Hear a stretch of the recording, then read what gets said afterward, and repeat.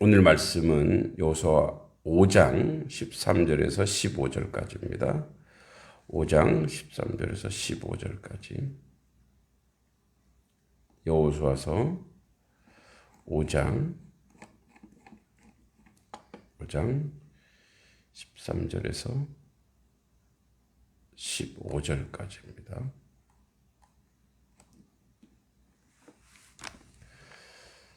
여호수아서 5장 13절에서 15절까지 같이 한번 읽어보도록 하겠습니다. 여호수아가 여리고 가까이 이르렀을 때에 눈을 들어본즉 한 사람이 칼을 빼어 손에 들고 마주 서 있는지라.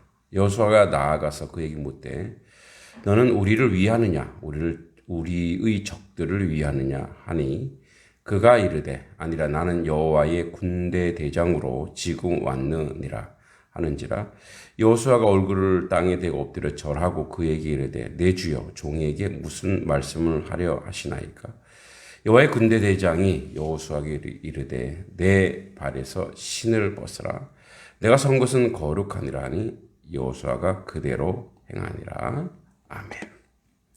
이제 여리고 가까이 와서 여호수아는 여호와의 군대 대장을 만나게 됩니다. 그리고 이제 그 땅에서 신을 벗으라라고 이야기하고 있습니다. 아마도 모세가 시내산에서 있었던 행위와 동일한 그 역사를 여호수아도 맛보고 있는 것입니다. 여호수아가 여리고 가까이 왔을 때 보면은 이제 이 여리고 가까이라고 했을 때 이제 진군하려고 그러니까 여호수아와 이스라엘 백성이 여리고 평지에서 유월절을 지키고 10절에 나오죠. 그리고 이제 여리고로 향해 진군하려고 여리고 영역 안에 들어갔을 때 여호와의 군대 장관과 만나는 일이 있죠. 그래서 여호수아가 요단강을 건너서 여리고 성을 1차적 공격의 대상으로 삼았던 것에는 여러 가지 이유가 있습니다. 이전에도 한번 얘기했듯이 다시 상기해 보면 요단 동편 땅에서 가나안으로 들어가는 길목에 여리고가 있었고 여리고 공격은 아주 그래서 필연적이죠. 굳이 따지자면 과거 정탐꾼을 파견했던 가데스 바네아에서 북쪽으로 쳐서 올라가는 그런 방법도 있었습니다. 그러나 당시 이스라엘은 모압 평지에 있었고 그 지역을 이미 평정해서 배후가 이제 뒤쪽이 든든했기 때문에 다시 굳이 가데스 바네아로 갈 필요는 없었습니다.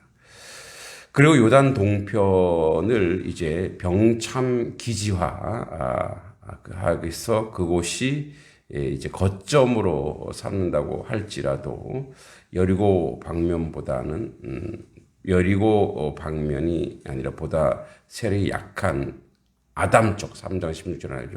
아담 쪽이라든가 상류 벳산 쪽으로 공공요로로 정할 수도 있었을 것인데 갈릴리 바다로부터 사해의 나루턱에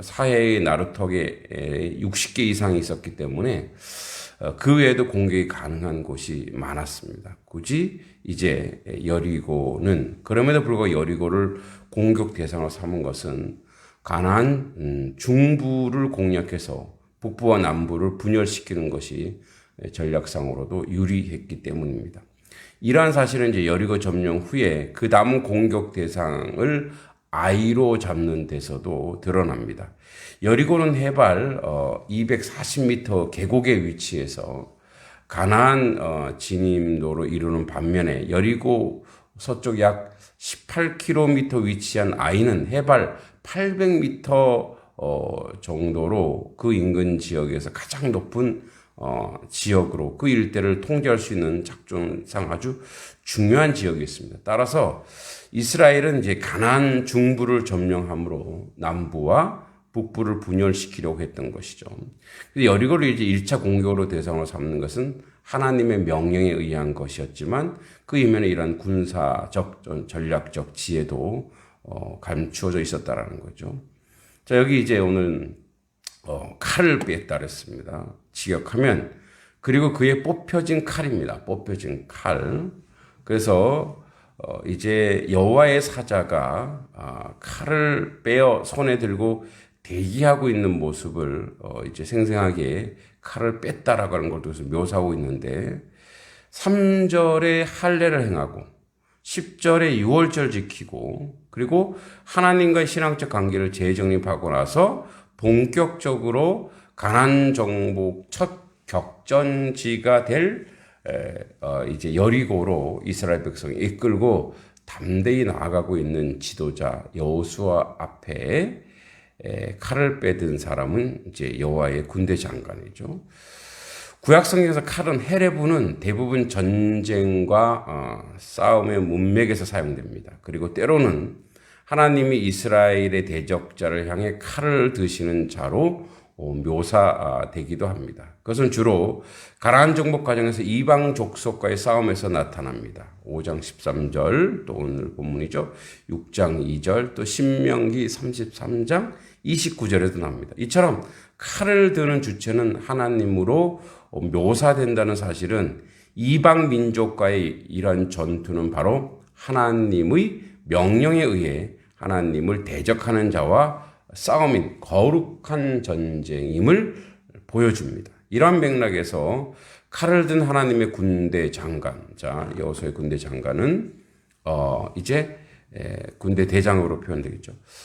출현은 가나안 정복 전쟁을 앞둔 이스라엘을 지원하고 도우시는 하나님의 신적 의지를 보여줍니다. 이제 여기에 보면 이렇게 돼 있죠. 여리고 가까이 이르렀을 때 눈을 들어본 즉 한 사람이 칼을 빼어 손을 두고 마주 서 있는지라. 그래서 둘이 딱 마주 서 있는 거죠. 그러니까 이 섰는지라 오메드는 이제 아마드라고 하는 능동분사형이기 때문에 현재 진행 중인 상태입니다. 움직이지 않은 상태라는 거죠. 그래서 서로 이렇게 대척하고 있는 거예요. 대립하고 있는 거예요. 맞은편에 있는 거죠. 그래서 여호와의 군대 대장과 여호수아가 일정한 거리를 두고 서 있는 그런 상황을 입체적으로 묘사하고 있는 것이죠. 이제 실제 딱 둘이 이렇게 마주 서 있는 그런 장면이 연상되죠. 여호수아가 얘기합니다. 너는 우리를 위하느냐 대적하느냐라고 얘기합니다. 그러니까 여호수아가 자신 앞에 이제 칼을 들고 있는 낯선 사람을 보고 그에게 아군인지 적군인지 물어보고 있습니다. 아마도 여호수아는 그 정체불명의 사람 향해 적의를 품고 있었을 것입니다. 왜냐하면 여리고 가까워 있는 자기와 전혀 알지 못하는 그런 사람이기 때문에 그렇죠. 근데 이제 여기 그가 말합니다. 14절에 여호와의 군대 대장으로 지금 왔느니라 이렇게 이야기합니다. 그래서 자기 자신을 밝히고 있는 거죠. 그래서 이 전쟁은 앞서서 여호와의 군대 대장이 이제 여호와께서 이스라엘과 싸우는 것으로 확인되는 그런 자리입니다. 그래서 이제 여호와의 군대 대장은 하나님 자신이 사람의 형상으로 나타낸 분이고 육신을 덧입고 사람의 형상으로 나신 예수 그리스도로 추정도 가능합니다. 특히 하나님의 명령을 따라 유월절을 지키고 할례를 행하고 한 1년의 의식을 통해서 하나님과 올바른 관계를 회복한 후에 이스라엘 지도자 여호수아 앞에 여호와의 군대 장관이 나타난 사건은 이제 6장 이후부터 전개될 가나안 정복 전쟁에서 하나님께서 친히 이스라엘을 위해 싸우시는 그런 사건으로 확인되고 있습니다.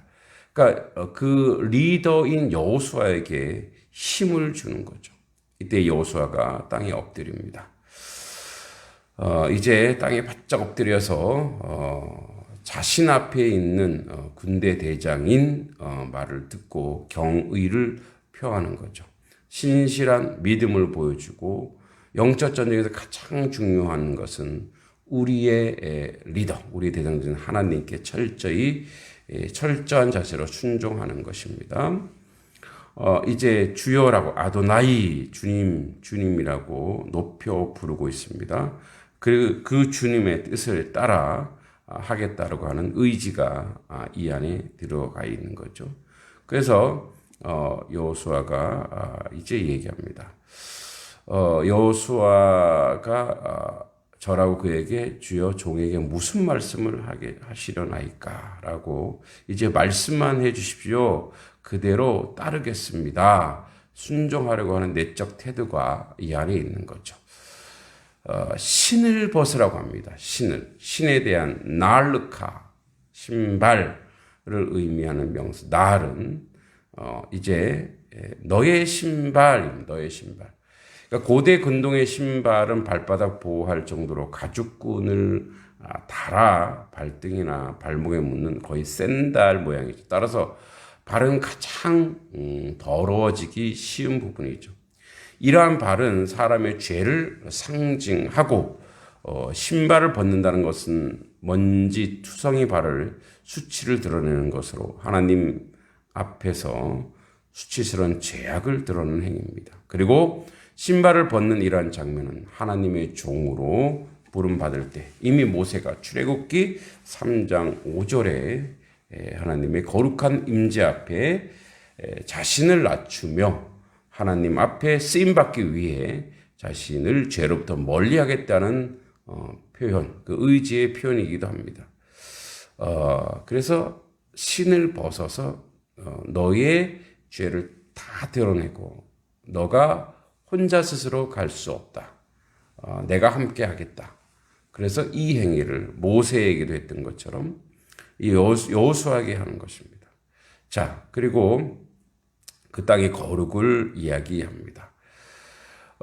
하나님 앞에 선 애굽으로부터 이스라엘 백성이 이스라엘을 언약의 백성으로 부르시는 목적은 바로 하나님께서 그들을 거룩한 백성으로 만들기를 원하시기 때문에 그렇습니다. 출애굽기 19장 6절에 나오죠.